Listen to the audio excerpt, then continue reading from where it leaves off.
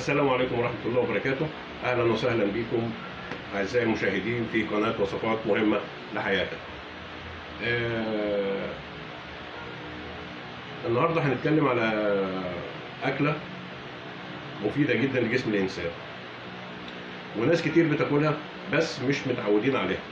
يعني موجودة أو مش موجودة، خلاص مش موجودة مش مشكلة، بس بعد الفيديو ده هتتفرج عليه وهتسمع الفوائد بتاعت الأكلة دي، صدقني مش هتطلعها من البيت. احنا هنتكلم عن الغلة او البليلة. في ناس كتير بتعمل البليلة. فوائد الغلة كتير. اولا اللي عنده امساك بتقضي على الامساك، بتسهل عملية الهضم، تسهل من حركة الامعاء. أكلة شتوية جميلة. واللي كمان اللي هو عايز يفقد الوزن بتاعه ممكن يعملها وما يحطلهاش سكر، وياخدها وجبة مرة واحدة في اليوم قبل الغداء. ياخد طبق قبل الغداء مرة واحدة في اليوم. دي بتقفل النفس وبتسد، ومع ذلك فوائدها للجسم خطيرة، وفيها كل العناصر المفيدة للجسم. البليلة بتتعمل، اللي عايز يعملها بأي طريقة زي ما هو عايز يعملها. احنا الهدف ان هي الغلة تكون مستوية علشان تقدر تاكلها. في ناس بتعمل بليلة مثلا بمية وشوية لبن وبتاع الكلام ده، انما احنا النهاردة هنعمل العاشورة بمكونات الموجودة في البيت. طبعا انت ممكن تضيف لها المكونات اللي انت عايزها. ممكن تضيف مكسرات، ممكن تضيف موز، ممكن تضيف قطع تفاح، ممكن اللي انت عايز تضيفه ممكن تضيفه كويس. وكل الحاجات دي حاجات مفيدة للجسم جدا. فطبعا النهارده احنا هنعمل العاشورة بالطريقة اللي احنا بنعملها في البيت، بالتكلفة بتاعتنا، وتكلفتها بسيطة ما فيهاش اي مشاكل. هنتفرج عليها وهنشوفها. ولو عجبك الفيديو لازم تشترك في القناة وتفعل زر الجرس على الكل ليصلك كل جديد. اتفضلوا معانا. السلام عليكم ورحمة الله وبركاته. ازيكم حبايبي، عاملين ايه؟ دي الغلة احنا طبعا ولعنا عليها وسيبناها لحد لما طابت زي ما انتوا شايفين كده. ولازم تفتح معاكم، يعني ما تسيبوهاش مقفولة، علشان لما تيجي تحطوا لها اللبن تبقى شاربة من اللبن بتاعها. اوكي.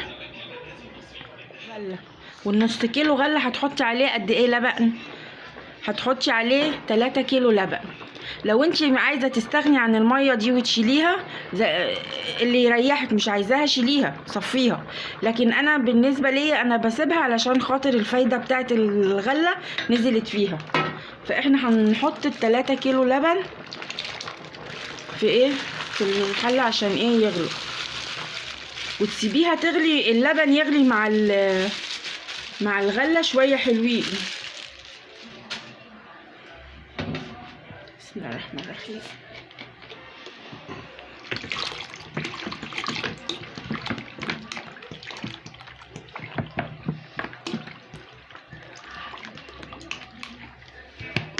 انا هسيب شويه لبن علشان خاطر احط فيهم النشا.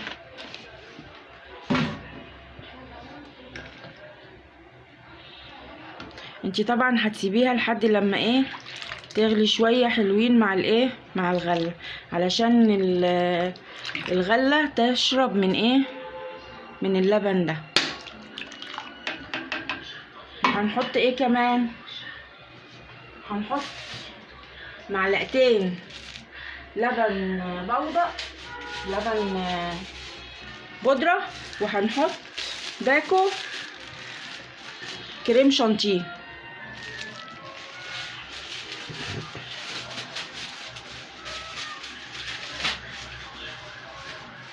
ده يا حبايبي باكو كريم شانتيه مع معلقتين او 3 لبن بودرة، ودوبناهم في حبة شوية لبن. لو انت عندك قشطه ويفضل يعني ان انت لو في قشطه حطي، بس انا يعني للاسف ما عنديش قشطه فاكتفيت بدول. بسم الله الرحمن الرحيم.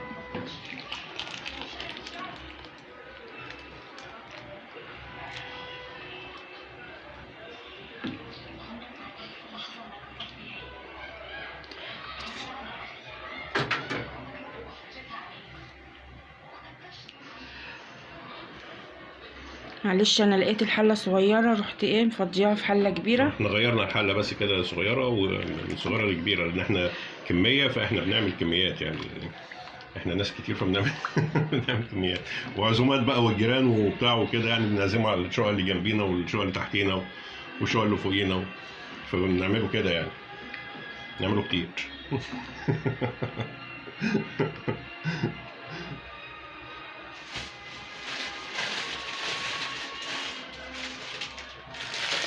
دلوقتي طبعا هنحط السكر. السكر بقى طبعا ايه حسب رغبتك بقى، عايزه سكر كتير عايزه سكر قليل زي ما انت عايزه، السكر حسب ما انت حباه.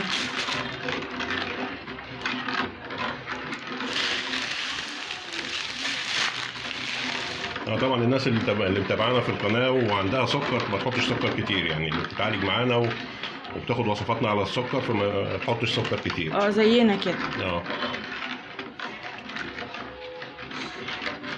يعني احنا المفروض ما نحطش سكر خالص، بس لان طبعا عدد افراد الاسره ربنا يعافي المسلمين جميعا يا رب، وغير المسلمين اللهم امين يا رب يعافي الناس جميعا. احنا بنحط سكر كتير عشان في ناس بتحب السكر.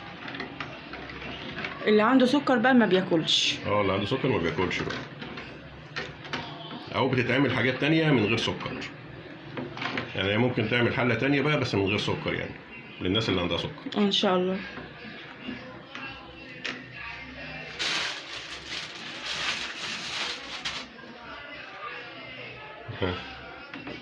يا ريت يا جماعه اللي ما اشتركش في القناه يشترك معانا ويفعل زر الجرس على الكل علشان يوصلوا كل فيديوهاتنا الجديده. دي بقى العاشوره، دي العاشوره، غله وميه ولبن وكريم شانتيه ولبن باودر وسكر ونشا.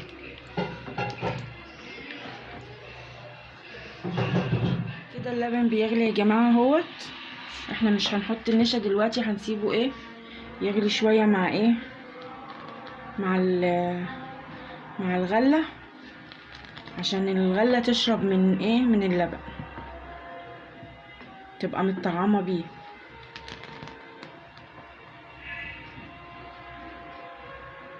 طبعا العاشوره مش لازم في مكانها يعني في وقتها، يعني ممكن تتعمل في اي وقت، كده كده بتتاكل يعني. احنا عملناها متاخر شويه بس عشان النت كان عندنا واقف شويه الايام اللي فاتت دي، فطبعا ايه ما لحقناهوش يعني، فاضطرينا برضو نعملوها تاني، لان طبعا ديت من العادات المصريه اللي المفروض الناس متشبثه بيها يعني. واللي يدوق بقى ايه طبق العاشوره ده يبقى لازم يشترك في القناه ويفعل الجرس علشان يوصله كل طبق عاشوره جديد نعمله ان شاء الله. ده النشا، يعني 3 معالق نشا كبار مع شويه لبن، مع شويه اللبن اللي كانوا فاضلين في الازاز، وشويه فانيليا ماشي. بسم الله الرحمن الرحيم. ودلوقتي احنا هنفضي النشا ده بالراحه علشان ايه ما يكلكعش معانا، واحده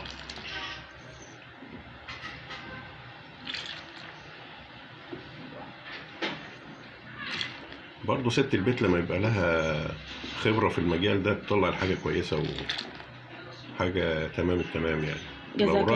جزاك الله خيرا. ماشي، ربنا يحكيك. لو راجل طبعا عمره ما هيعمل الكلام ده، هيعك وخلاص. لا بس في رجالة بسم الله ما شاء الله يعني بيبقوا طباخين شيفات بتاع كده يعني، متعودين برضه خبرة.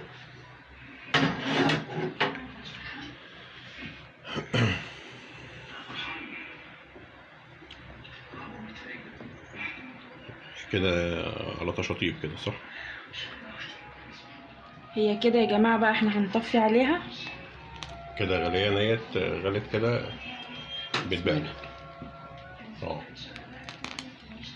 وهنحطها في الاطباق بقى. عندنا بقى الاطباق بتاعتنا بقى ايه موجودة، هي لسه فاضية اهي. دلوقتي هنملاها بقى ونظبطوا الدنيا. بسم الله الرحمن الرحيم. يلا بسم الله.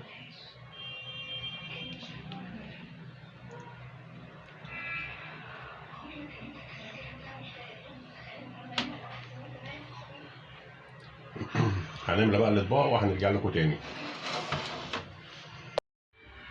طبعا ده بقى كده الشكل النهائي للعاشوره. يعني شايفين كميه الاطباق قد ايه؟ ماشي. ده بشر وزبيب طبعا اللي فوق ده. ممكن تحط مكسرات زي ما انت عايز، يعني عايز تحط لوز، عايز تحط بندق، عايز تحط عين جمل، زي ما انت عايز. مش عايز تحط خالص، يعني احنا عندنا هنا في ناس ما بتاكلش البشر والزبيب سايبين لها. هو ده ايه الشكل النهائي للعاشوره. وكل سنه وانتم طيبين، ويا ريت اللي مشتركش في القناه يشترك معانا ويفعل زر الجرس على الكل عشان يوصلوا كل جديد. والسلام عليكم ورحمه الله وبركاته.